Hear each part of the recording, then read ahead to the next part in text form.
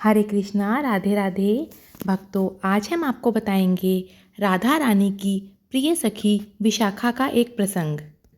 कौन थी राधा रानी की विशाखा सखी, जिन्हें एक बार अपने ऊपर अभिमान हो गया था और उनके उस अभिमान के कारण हमारी राधा रानी श्री कृष्ण से दूर हो गई थी। आइए जानते हैं। हमारे श्यामा और श्याम की जितनी भी सखियां हैं, उनमें दो सखियां प्रधान हैं, ललिता और विशाखा। और विशेष रूप से ये दोनों सखियां हमारी किशोरी जी की भी सखियां है। ललिता जी का स्वभाव किशोरी जी के जैसा ही है। वह कम बोलती है, इसलिए उन्हें भोरी सखी कहा जाता है। परंतु विशाखा जी थोड़ी चतुर है। वह बोलती भी ज़्यादा है और यदि कहीं कुछ गलत दिख जाए तो तुरंत टोक देती है। तो इस प्रकार विशाखा जी का स्वभाव थोड़ा तेज है। तो आइए अब जानते हैं निकुंज की एक प्यारी सी लीला। हमारी किशोरी जी रोज ही ठाकुर जी से मान करती थी। मान करना अर्थात रूठ जाना। और ठाकुर जी उन्हें रोज मनाते थे। तो एक बार ठाकुर जी ने कहा, आज हम मान करेंगे और आप हमें मनाना किशोरी जी। तो किशोरी जी मान गई। परंतु ठाकुर जी ने ऐसा मान किया कि किशोरी जी तो रोने लगी। तब ठाकुर जी ने कहा, अरे आप रोने क्यों लगी, आपको तो हमें मनाना है। इसी समय वहाँ विशाखा जी आ गई और ठाकुर जी का हाथ पकड़कर बोलने लगी, तुमने हमारी श्यामा प्यारी को क्यों रुला दिया। तब ठाकुर जी बोले, कुछ नहीं, रोज़ किशोरी जी मान करती है, आज हमने बोला हम मान करेंगे, सो ये रोने लगी। विशाखा जी बोली, नहीं नहीं, आप मान नहीं कर सकते। विशाखा जी ने ये नियम बना दिया। उन्होंने कहा, आज से निकुंज का ये नियम है, अगर कोई बात किशोरी जी को बुरी लगे तो वह मान करेगी, और अगर श्याम सुंदर आपको कोई बात बुरी लगे तो भी किशोरी जी ही मान करेगी। और दोनों ही स्थितियों में आप ही उन्हें मनाएंगे। क्योंकि श्याम सुंदर, आपको मान करने का अधिकार नहीं है।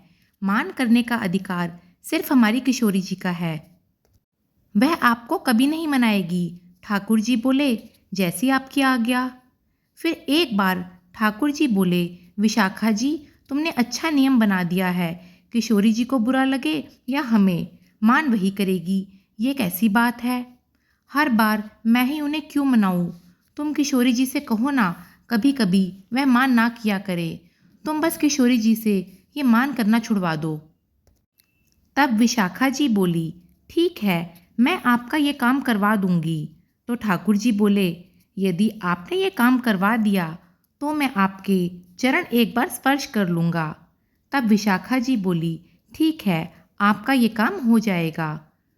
तो एक दिन की बात है, किशोरी जी बड़े ही आनंद में बैठी थी।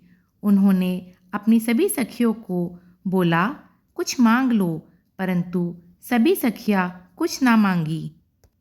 वह तो किशोरी जी की प्रसन्नता ही मांगती है। तभी विशाखा जी बोली, मुझे कुछ चाहिए किशोरी जी। सभी सखियां बड़ी हैरानी से विशाखा जी को देखने लगी और कहा, विशाखा, हमें तो अपनी श्री जी की प्रसन्नता से ज़्यादा कुछ नहीं चाहिए, फिर तुम आज श्री जी से मांग क्यों कर रही हो। विशाखा जी बोली, नहीं, मुझे तो आज किशोरी जी से कुछ चाहिए, मैं तो मांगूंगी। तब किशोरी जी ने बोला, हाँ विशाखा, मांगो, तुम्हें क्या चाहिए। विशाखा जी बोली, पहले आप वचन दीजिए, जो मैं मांगूंगी आप वह मुझे अवश्य देंगी।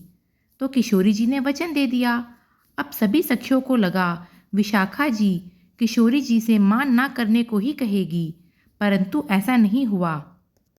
विशाखा जी बोली, आपके हृदय में सदा रहने वाले श्याम सुंदर आप मुझे दान में दे दो। सभी सखियों के नेत्र ये सुनते ही सजल हो गए। किशोरी जी ने अपने नेत्र बंद कर लिए और उनके नेत्रों से अश्रु बहने लगे। सभी सखियां विशाखा जी को क्रोध से निहारने लगी। ललिता और बाकी सखियों ने किशोरी जी से कहा, किशोरी जी, विशाखा उपवास में ऐसा कह रही है। परंतु तभी विशाखा ने बोला, यह उपवास नहीं है, मुझे सच में किशोरी जी के हृदय में निवास करने वाले श्याम सुंदर चाहिए। किशोरी जी उसी क्षण अपने आसन से खड़ी हो गई और साथ में बैठे ठाकुर जी का हाथ पकड़कर विशाखा के हाथ में दे दिया और अपने सिंहासन पर विशाखा जी को विराजमान कर दिया और स्वयं उनके बगल में खड़ी हो गई।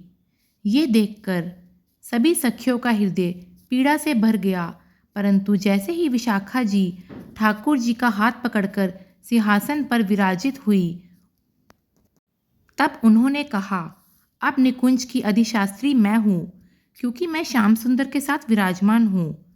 अब मैं जो आज्ञा करूँगी वही तुम सबको माननी होगी। फिर विशाखा जी बोली, किशोरी जी आपने मुझे श्याम सुंदर दान में दिए हैं, अब वह मेरे हैं, परंतु क्योंकि अब मैं निकुंज की अधिशास्त्री हूँ तो अब मैं अपनी सखियों को कुछ भी दे सकती हूँ। तो अब मैं उपहार के रूप में अपने श्याम सुंदर आपको ध्यान रखने के लिए दे रही हूँ। इनके मुख पर कभी उदासी या निराशा का भाव नहीं आना चाहिए। लो मेरे श्याम सुंदर आप रख लो।